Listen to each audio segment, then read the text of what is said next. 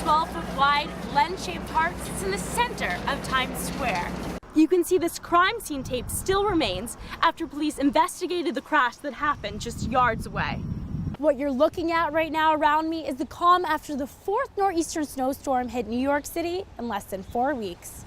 The district attorney's office created and funds the SNL program that takes place here at the Joseph Kennedy Community Center. Strawberries have replaced apples as the most contaminated produce. While apps like Uber and Lyft do not provide an option for disabled people, Curb makes it easy. All you have to do is click accessible, request accessible, and you're ready to go.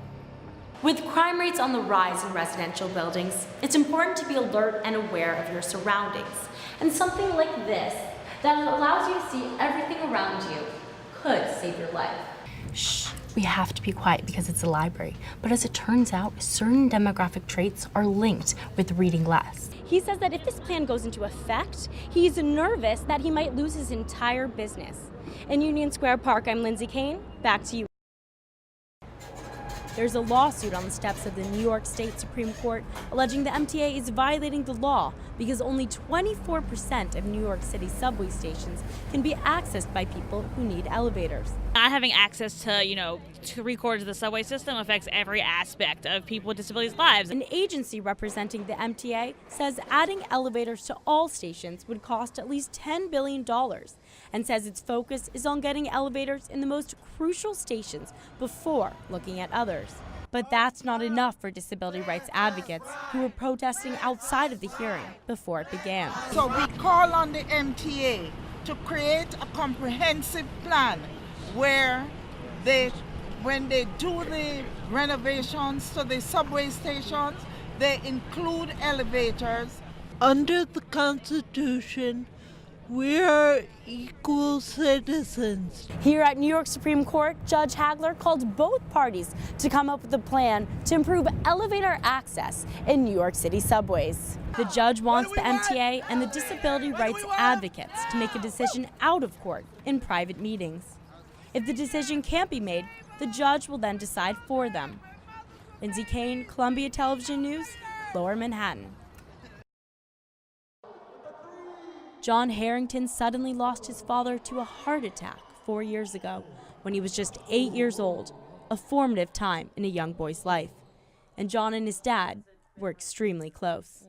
It's been bad because I used to play basketball with him every day. It's left a huge void in his life, and now his mother has to fill the role of both mom and dad. The loss has made them inseparable. We do everything together.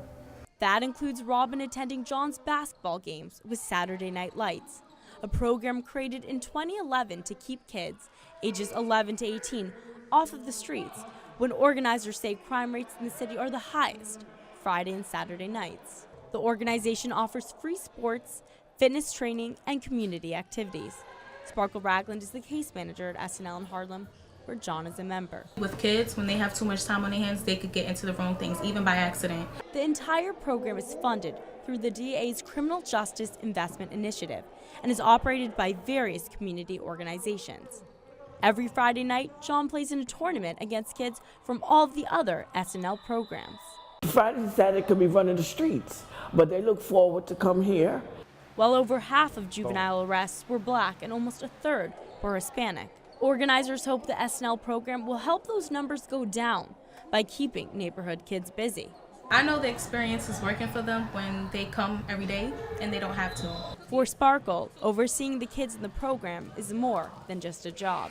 I was raised in foster care my whole life, so I just wanted to give back to kids that need that support just like I needed it. The DA's office says the program has benefited thousands of kids in Manhattan, kids like John. He's moved on to new basketball partners, but the memory of his father is not lost in the game. When I have a game or something or on a practice, I just think about him. It's for him. See you. For John and Robin, the program has strengthened their bond while keeping John on the courts and off the streets. Lindsay Cayne, Columbia Television News, Harlem. Developing right now, the Greek Prime Minister will soon be face-to-face with a room full of angry European leaders. Rooftop gardens aren't common in the district, but Uptop Acres has all the space you need to grow food. We'll be right back with why the Statue of Liberty will look different tonight.